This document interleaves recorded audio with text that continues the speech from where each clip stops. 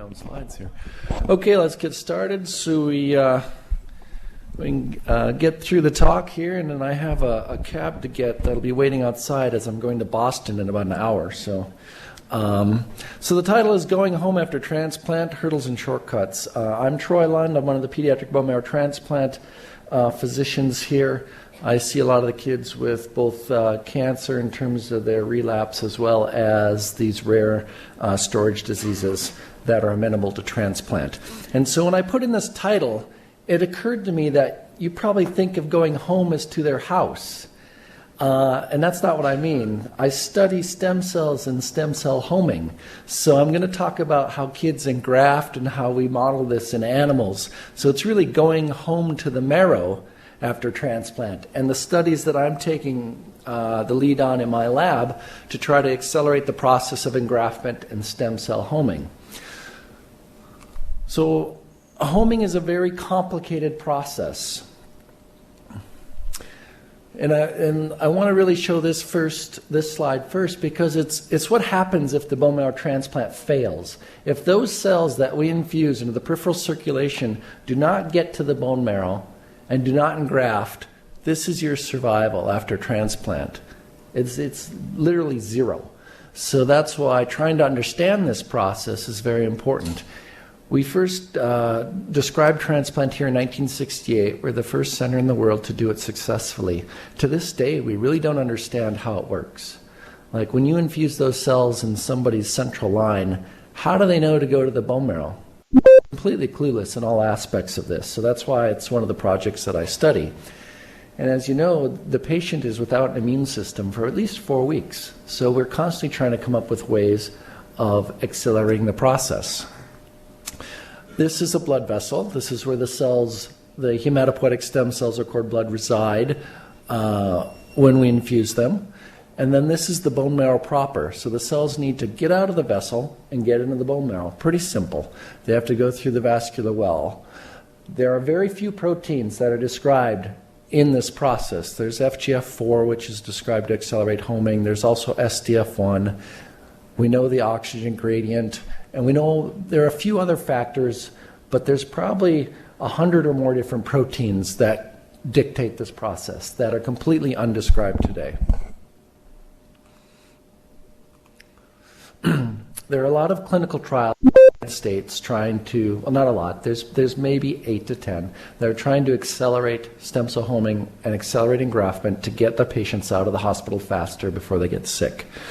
There's all sorts of different ways of either expanding the bone marrow cord blood or treating it some way to make it go to the bone marrow faster. And this is just a table from a review on the various strategies. They're all phase 1, so they're all safety strategies, and there's no technology that beats any of the others.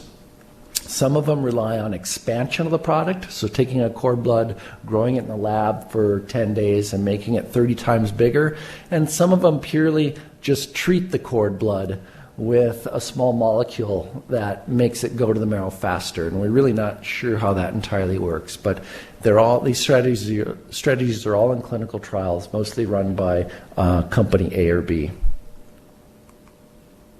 So I'm going to talk about zebrafish because that's the first model we have in the lab.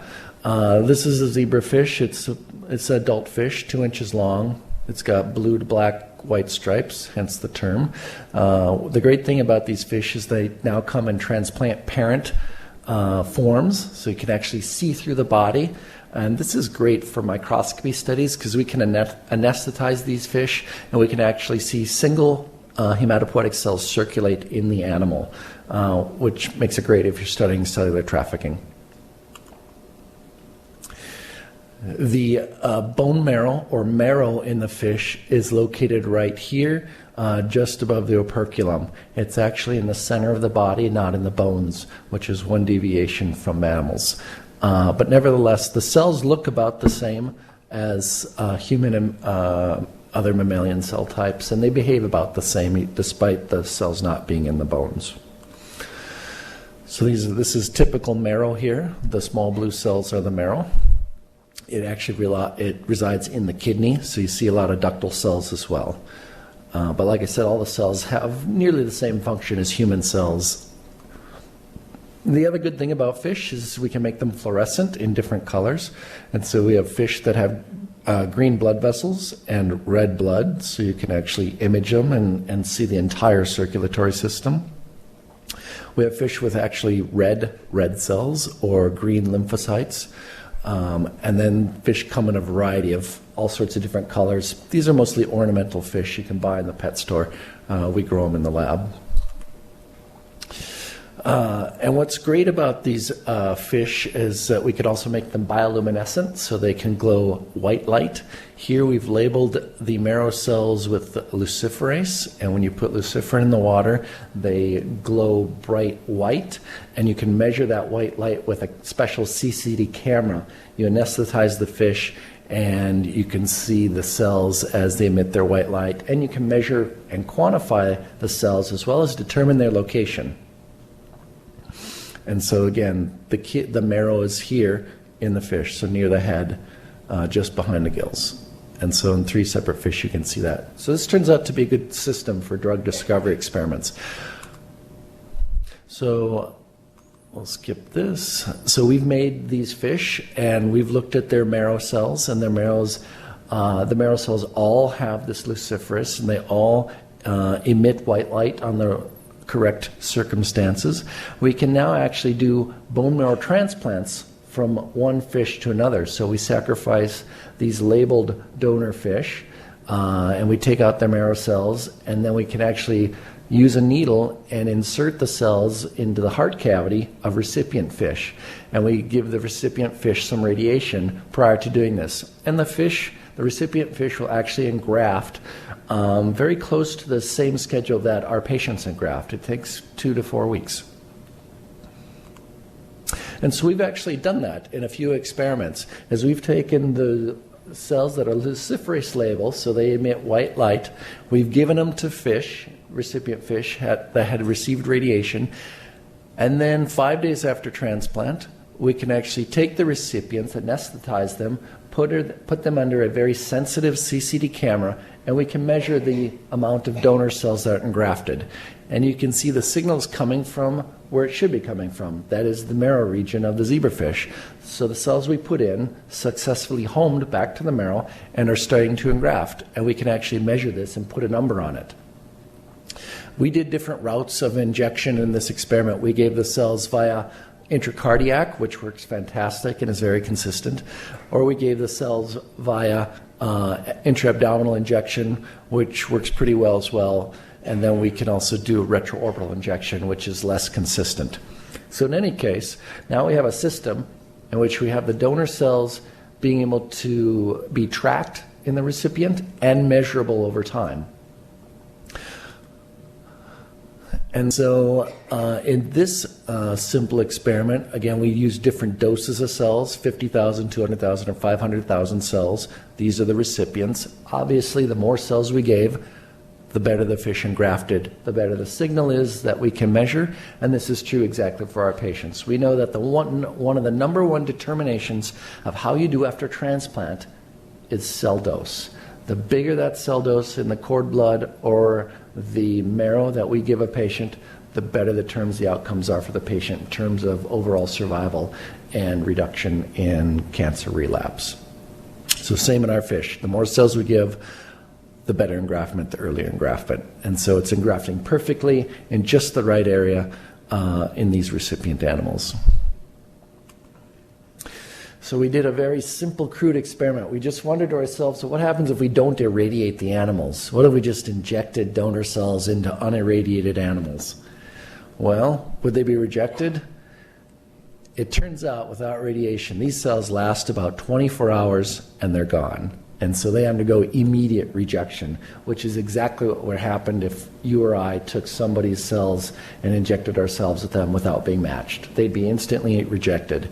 The fish that get radiation, the cells aren't rejected and they engraft rapidly and robustly throughout the animal. These animals are 98 days post-transplant. We've looked at these animals actually a year out and they're still engrafted well. So now we have this very nice system of being able to inject an animal with labeled cells to quantify the engraftment.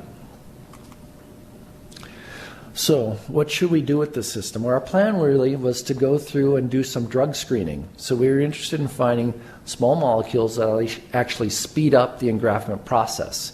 So it took us about 2 years to establish this platform, actually, to at least start thinking about screening drugs. And then we thought, well, we should test a drug. So there is a drug that cord blood is being treated with at one institution to try to accelerate engraftment, and that drug is prostaglandin. And so all the basic science has been done for about the last 10 years to show that if you treat cells with prostaglandin, they engraft in the recipient faster. The phase 1-2 clinical trials are just now being completed. We thought, well, why don't we test that one drug to see if it holds up in our system? And it turns out if you take the donor cells and treat them prostaglandin versus no treatment, that in fact they do engraft faster. And we can measure that within 24 hours, which are the blue bars here. And so the cells go back to the kidney or go back to the marrow much quicker, and then they engraft much more thoroughly over time.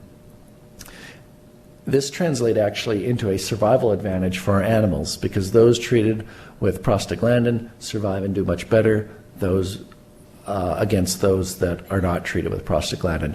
So not only do we have this system that we contrived that works in terms of transplant, but now we've taken one of the leading drug candidates that's already being tried in clinical trials, and it turns out to work exactly as it does in other people's labs using other model systems. Nobody ever tried to do this in a zebrafish before. So that made us feel comfortable, like we're ready to start screening compounds. So what we do is take compound X. It could be any of 1,000,000 compounds. We make it 10 micromolar, and we treat the donor cells with the compound for 1 hour to 24 hours. We then give the cells to the recipient fish after radiation. We do it via intracardiac injection. Then the fish goes back in its water. And then we wait 24 hours because we're measuring actually homing of the cells. And that process of homing of the cells back to the marrow occurs in 24 hours and usually not much afterwards. So this is a very rapid readout. And after 24 hours after transplant, we anesthetize the animals again, put them in a petri dish. And then this is the device that we measure them in, an IBIS 50. This is the CCD camera. It looks down on the dish, which is here, and then your images with your quantifiable signal come up here. And we did this over and over and over and over. I had a master's student spend 2 years screening 1,000 compounds. The library we chose was a very novel library. It was all drugs purified from nature. These are plants and wood barks and weeds and things like that. They were bioactive, purified compounds, and the structures were known, but there had been no publications on these compounds in terms of hematopoiesis or stem cells. There was maybe a single publication anywhere from 1950 to 1990 about the bioactivity of the compound, but as far as that, the compounds are completely unknown because we wanted this to be a novel drug search. For us to go and search all the other drugs that are already known wasn't as novel as we would have liked it. Secondarily, everyone that does drug screening today searches the same library. It's generally this library of 1,200 FDA-approved compounds, and it's been searched over and over and over for every disease and condition possible. So we wanted to not find the same drugs everyone else is finding. We want the next drugs, the new drugs. And so then we quantified the signal for engraftment as shown here. And sometimes you get less engraftment, the drug was toxic. Sometimes you get much better engraftment. And so it's the bars that rise above the average or the controls that we are most interested in. So we did this for about a year. We started with 860 compounds. We had 78 first hits. And then we would go back and reproduce these experiments to see which of these were truly valid. We ended up with 30 compounds. And at that point in time, we left the zebrafish. Because if this compound is a hit and it reproduces itself, the fish is great. It's great for screening, but it's not a mammal. It lives in the water. There are certain other aspects that make it difficult to study. So then we went to the traditional mouse experiments, in which you give a mouse radiation, then you do a transplant by injecting donor cells into the vein. So we did discover the first compound, which turns out to be ergosterol. It's a relative in the vitamin D family, and in fact is a vitamin D2 precursor. It is usually comes from fungi and mushrooms and things like that. So that was one of our first hits. That was one of these high bars here. So, and this describes the vitamin D family. So the first question that we wanted to know was, when we treat mouse cells with ergosterol, will they home back to the marrow faster? And so we simply did that. In mice, it's a lot easier to measure homing because you can just take labeled cells, usually with a fluorescent marker, give them to the animal. 24 hours later, you can harvest the bone marrow of the animal and easily measure the fluorescent cells that are in the marrow, which is what we did here. And it turns out that in the mouse, the ergosterol behaved just like it did in the zebrafish. A lot more cells that were alive and doing well homed to the marrow in a 24-hour period. So that was good news for us. So it looked like this drug, after 2 years, we were able to reproduce, at least in mammals. Ergosterol is pleiotropic, I think, and we've now been trying to figure out what is the mechanism of how this is happening, which is a really hard question because it could be many of a zillion different things. But ergosterol does support stem cell expansion. So when we grow murine hematopoietic stem cells in a dish for 5 days, when we add ergosterol, they actually grow better. So not only are we affecting homing, we're affecting the cell growth. On top of that, it seems like the viability of the cells also is better. At least it trended better. So again, we have the cells incubating in ergosterol for 24 hours or so, and the cells are more capable of being alive and functioning well than in the control group without it. So ergosterol is probably affecting a lot of different systems. We also looked for the induction of various cell surface adhesion markers like CXCR4, which is one of the main proteins on hematopoietic cells that allow them to go back to the marrow. And we thought, well, we should check to see if this protein is actually increased after we expose hematopoietic cells to ergosterol. And it turns out that in mouse cells, the protein is increased quite a bit, probably 2 or 3-fold. We then did some in vitro experiments to determine if ergosterol helped hematopoietic cells actually move around in a petri dish. And so we're able to separate hematopoietic cells from media through a very fine network mesh. And then we can apply ergosterol to the cells and see if they can flow through the mesh better or worse. And this type of an experiment is very akin to homing, because the cells that home through the body, before they get to the marrow, they have to flow through our vessels and actually breach the endothelial vasculature before getting in the marrow. So it's a contrived in vitro system. It turns out that ergosterol actually accelerates this process as well. And so from that aspect, this is the first compound we've discovered.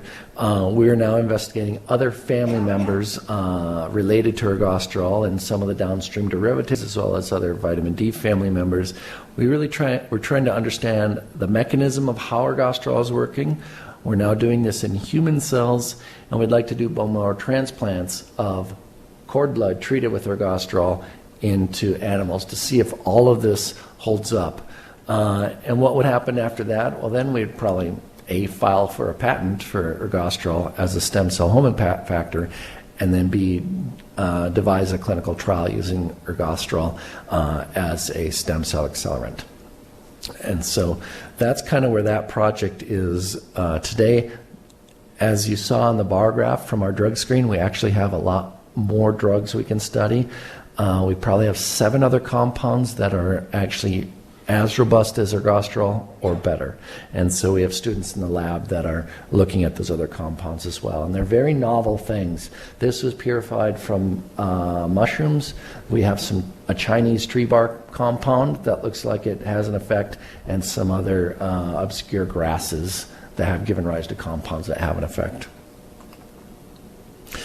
So from this part, the zebrafish is a viable platform to perform compound screening for mediators of transplant. Ergosterol enhances homing, and it probably is working in a pleiotropic mechanism, i.e. it's affecting lots of functions of cells. They home better, they survive better, they grow better, etc. And so this is what we had started with. After transplant, the cells circulate through the bloodstream. They have to get out of the vessels and get into the marrow proper. That's the whole process of homing and engraftment. And that occurs within about 24 hours after transplant. If that doesn't occur, you fail your transplant, you fail the graft, and your survivability is zero, basically. So now, just a bit on hurdles. So we always, most of the world studies things that accelerate transplant, and we do in our drug discovery program, and molecules that speed up the transplant. So I reasoned a few years ago that there must be things that get in the way of the transplant. You know, why do these transplants fail? Why do some of these fail? Are there proteins that are released during radiation chemotherapy that actually slow the stem cells down? And so this is like a hurdle race. Some stem cells do well, get over all the hurdles, they get to the marrow, you engraft, you go home, you do great. Some stem cells get tripped up and they can't get back to the marrow, and the process goes a lot slower. This guy is really not doing very well. And I think sometimes there are probably hurdles in terms of biologic small molecules and proteins that just stop the transplant altogether. And this guy's just given up. He's like, screw it, I'm not going to run. And so I think this happens in transplant. The funny thing is nobody is studying this. Nobody in the whole country is studying. It's like, why doesn't anybody study the negative mediators of transplant? Because if you could remove the hurdles, the transplants will work better.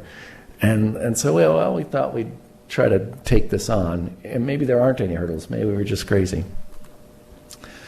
So again, back to the zebrafish. So this time, we are very interested in not studying the stem cells, but instead we wanted to study all the cells but hematopoietic stem cells. So all the supportive cells, because when you take a child through transplant, you wipe out all the hematopoietic cells. Their cell count is zero, the platelets are zero, the red cells are zero. What's left are all the supporting cells, and the marrow space is empty. Those cells that are left, the supportive cells, those are the keys to homing. I mean, those are the cells that actually send out the signals that allow the stem cells to come in. Those cells are tubules, collecting ducts, endothelial cells, perivascular cells, stromal cells, fibroblasts, all that stuff. So we can separate those from the hematopoietic cells. And then what we can do is actually look at the genes that are expressed by the stromal cells. And that's exactly what we did, is we performed a large array to actually separate the hematopoietic cells from the niche cells, and we looked at what are the genes being turned on in these niche cells or the supportive cells. And we described several of them here in the last 5 bars that are very highly upregulated. And then we basically sequenced all the genes that are expressed in the niche cells after radiation. And I should tell you that radiation and chemotherapy are the keys to transplant because they trigger the processes that are involved in getting stem cells to come back to the marrow. And so we can treat animals with radiation. That's the simplest. We could give animals busulfan, cyclophosphamide, methotrexate, and all that stuff, but it's far easier just to irradiate the animal. It's a bit more contrived, and thus far we think that the radiation acts like busulfan or the chemotherapy we give. So we looked at all the genes that are expressed or induced by radiation, and those genes are shown here in red that are off the median line. And we made a heat map. This is an unsupervised heat map of all the genes that are induced by radiation. So this is our radiation dose here, 30 gray. This is the control, 0. And we found one gene that, we found a couple hundred genes that are highly induced by radiation, but we narrowed our search to genes that were small proteins or small molecules that we thought would be interesting. We really narrowed our search down to secreted things, extracellular matrix kind of proteins. We weren't interested in transcription factors because they're really boring. We weren't interested in P53 or MYC or any of those other crazy things. We really wanted small proteins that circulate. And it turns out we did find one called dermatopontin, which is increased about 7-fold with radiation.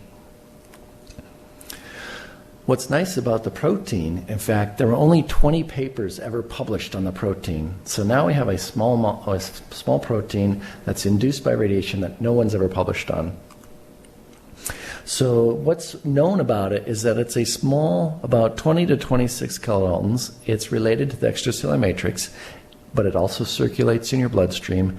Functions are really not well defined, but it has something to do with cells adhering, especially when you look at keratinocytes or fibroblasts. It's probably involved in wound healing, fibroadhesion, fibril formation, a few other activities. And there was one mouse that was made that had the dermatopontin deleted from it, and it was a model of skin laxity. So the mouse had looser skin and looser joints. So it was some ECM-related protein. Some of the minor details, it has a heparin domain, it probably binds integrins, it may interact with TGF-beta. But again, there are only about 20 papers on this protein. So the first thing we did was you can buy dermatopontin. And so we bought some dermatopontin, we mixed it with some hematopoietic stem cells, and then we performed our everyday transplant experiment. In this case, it was zebrafish. And we measured how many cells ended up back in the marrow 24 hours later with and without dermatopontin. Well, we were very surprised, because we didn't know it was an inhibitor at the time, that about half as many cells made it. So, which we hadn't seen before. So it looked like well, we did this 3 times in 3 experiments, that this protein, even though it was highly upregulated after radiation, was inhibiting stem cell trafficking back to the bone marrow, or in the zebrafish marrow. So then, again, we had to leave the zebrafish behind. This was good for a one-off experiment, but the limitations are we don't have many antibodies in the fish. Some of the proteins aren't as conserved as we'd like, and we can't really grow zebrafish cells, not easily. It's very difficult. So then we left the fish, and we went back to the mouse.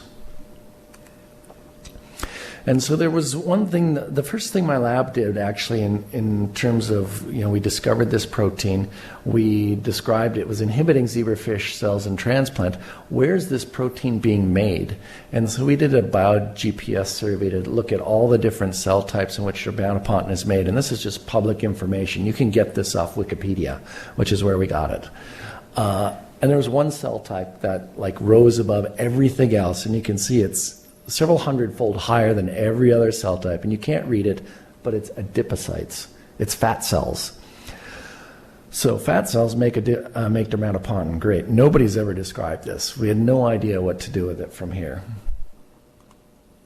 But we did reconfirm that when you take a mouse and you take it apart, and you look at the small intestine, brain, spleen, liver, skin, lungs, and you can actually take fat out of the mouse, and we do qRT-PCR to look at the mRNA for dermatopontin. We did confirm the Wikipedia data that the fat pad expresses the most. So fat pad by and far makes a lot of dermatopontin. Well, that's great, but it's not terribly interesting yet. So we were wondering, how can we model this? How can we model this in transplant? Well, after looking through 20 years of mouse bones, there's something that I've noticed over time, is that there's one specific bone, and that's the tibia. The tibia happens to be fatty at one end of it. So this is an H&E stain of the internal bone marrow, and there's just loaded in fat at the end of the mouse tibia. The proximal end of the tibia is completely normal. This is a fixation artifact. It's full of hematopoietic cells, but this is all fat. I've asked hundreds of people why the mouse tibia looks like this. Nobody has any idea. I've asked physical therapy people, muscular biologists, skeletal biologists. This just happens to be the way the mouse tibia is built, the way mice are built. People aren't like this. Usually you're more consistent through your femurs, tibia, or hips. So this allowed us to characterize the adipocytes in the tibia, and distally there's a ton of them. It does express a lot of dermatopontin. So again, that distal end verifies our previous observation that fat expresses this gene. When we do immunohistochemistry for dermatopontin, the distal end lights up when we look for the protein itself, as shown here. And then the proximal end, the signal's much weaker, so there's probably 1/10 of the amount of expression. So then the next question is, well, if this is all true, if dermatopontin really is a native secreted protein that inhibits stem cells, if you do a transplant with marked stem cells and you can track those stem cells as they enter the tibia, where should they be? Should they be in the proximal end or the distal end? And so we can measure that. We did immunohistochemistry actually to look at marked stem cells 24 hours after we gave them to a mouse, and it turns out all the stem cells are in the proximal end. There are very, very few stem cells in the distal end. And so it's not conclusive proof that this is all dermatopontin mediated, but was really the first evidence that there is some adipocyte or adipokine, and in our mind that adipokine is dermatopontin, actually serves as an inhibitor to keep cells out of the bone marrow. And this is suggested to us by the fact that fatty marrow engrafts much, much poorly in compared to non-fat marrow. And so we can measure this homing. So this is the entirety of homing broken down by proximal and distal end. So the proximal end of the tibia engrafts about twice as well as the distal end. And then we have lots of other ways we can actually measure homing. So remember that first experiment where I mixed dermatopontin with the stem cells and gave it to zebrafish? We actually did the same thing in mice. We bought more dermatopontin, mixed it with mouse hematopoietic cells, gave the mixture to mice, and then measured the homing 24 hours later. And it turns out when you pre-treat with dermatopontin, the homing goes way, way down, almost 5 to 10-fold. That's 20 hours after transplant, and this actually translates to a similar finding. Even when you look 21 days out, are there less stem cells in the marrow? And it turns out, yes. This delay in homing is translated to a delay in engraftment, and these mice don't perform as well. You can actually look in the spleen as well at hematopoietic cells through a colony-forming assay, and again, dermatopontin pretreatment reduces the amount of hematopoietic colony formation in the spleens. We'll skip that one. So if we have dermatopontin and it's inhibiting homing in 24 hours, what does that look like 1 month from transplant, 2 months, 3 months, 6 months? We did all of those experiments over time, and we found that mice treated with dermatopontin showed inferior engraftment even 6 months after transplant as compared to the control mice as shown here. We actually harvested the bone marrow from all of these mice and did a second round of transplants, and we call it a secondary transplant. And that inferiority of stem cell homing translated to delayed engraftment. And we can measure that even 6 months after the second transplant. So this is a real effect that the dermatopontin is inhibiting stem cells from getting back to the marrow in our system. I won't describe all the assays, but you could say, well, maybe the dermatopontin just killed all the stem cells because you mixed it together. That's not true because we measured that. The cells are all alive and well. Dermatopontin is not toxic. The cells have all their normal function and their normal differentiation activity when you assay them in vitro. In fact, every experiment we did showed dermatopontin was non-toxic, that it in fact is physically inhibiting the marrow cells from getting, or the hematopoietic cells from getting to the marrow somehow. The mechanism we're not quite clear on yet, but getting it characterized as an inhibitory factor took probably 3 or 4 years. We can show a couple of things. We know dermatopontin binds to endothelial cells, as we can show on immunohistochemistry of cultured endothelial cells. Dermatopontin binds them very well. We think it's probably binding through integrins. If you look at mouse bone marrow cells, dermatopontin binds those as well, as shown on flow cytometry. And so we know that the dermatopontin is binding with all of these cells, the endothelial cells and the bone marrow cells. And in fact, when we do adherence types assays, these are assays in which we can mix marrow cells with endothelial cells, and we wash the plate off and we see how many marrow cells stuck down to the endothelial cells. We call that an adherence assay. We can do that assay in the absence or presence of dermatopontin. And if dermatopontin is really inhibitory, you'd expect less cells to stick. And it turns out to be true. When we do adherence assays in the presence of dermatopontin, less marrow cells do stick to endothelial cells, as shown here, and in a separate experiment with another kind of endothelial cell. These are HDMEX, and these are HUVEX, so they're just two different endothelial cell lines. And we repeated these experiments over and over again with different kinds of hematopoietic cells, some that are more like stem cells, some that are less like stem cells. In every case, we see poor cell adhesion in the presence of dermatopontin. We've been able to show that dermatopontin actually binds the inner surface of the blood vessel. So this is a mouse aorta incubated with dermatopontin, and the brown signal indicates immunohistochemistry for dermatopontin. And so we get see this nice coating of dermatopontin on the inner endothelial surface. In the control, we don't see that. So one final experiment is that if you give the mouse dermatopontin mixed with stem cells, and the stem cells aren't going into the marrow, where are they? We thought, well, they must be circulating. Or they continue to circulate. They just keep going around in a circle until they die. So you can measure that with what we call a CFUC assay, and that's by taking blood out of the animal and culturing the blood in a matrigel. And what happens is you get colonies or clusters of hematopoietic cells forming, and you can count these and measure them. And it's a contrived readout of stem cell function. It's all in vitro over a 14-day period, but it does give you a sense or a measurement of actual stem cells. And so we did that. We took donor bone marrow, mixed it with dermatopontin, inject it into an animal. 24 hours later, we knew there weren't going to be very many cells in the marrow because we'd shown that. This time we just measured the peripheral blood, and it turns out that when you're treating with dermatopontin, there are a lot more stem cells, probably twice as many, still circulating around. So it's as if the cells are lost, or the cells can't get across the endothelial barrier. At least that's what we think, or that's what we're theorizing.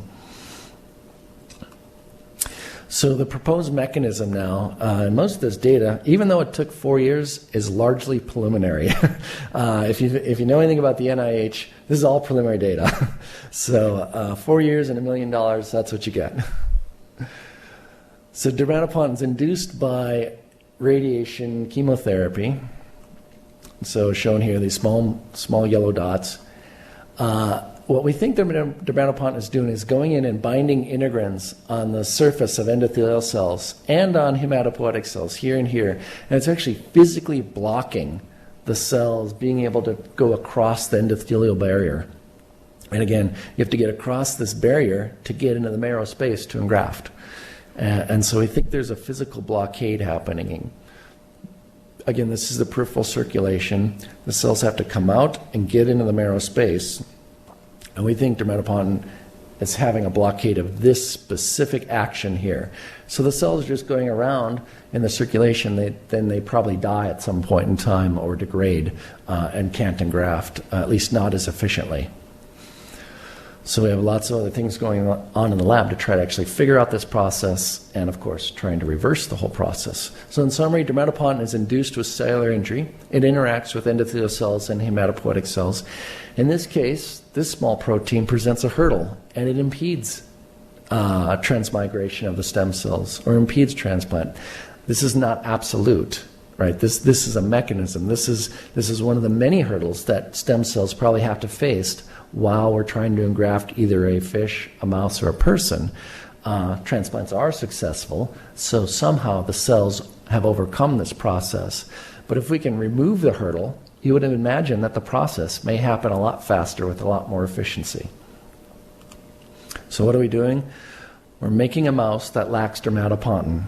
What do we expect from those experiments? They should engraft a lot faster because they don't have this protein that inhibits migration. We'll see if that turns out to be true. It's taken us about 4.5 years to make this animal. We're looking at other extracellular matrix proteins because these proteins rarely act alone. They usually interact with each other. We're trying to find out which integrins actually interact with dermatopontin. There's alpha-3, alpha-5, beta-1, et cetera, et cetera. We don't really know which integrin it is, so we're trying to figure that out. And then, obviously, mechanisms to deplete dermatopontin. If you get rid of the hurdle, the cells will engraft faster. And so we're actually working on heparin. Because dermatopontin has a heparin binding domain, and heparin may actually take dermatopontin out of the equation and sequester it. And so we're running experiments now to try to see if heparin helps. So last slide is that in my lab, this aspect of my lab anyway, our goal is to enhance stem cell homing.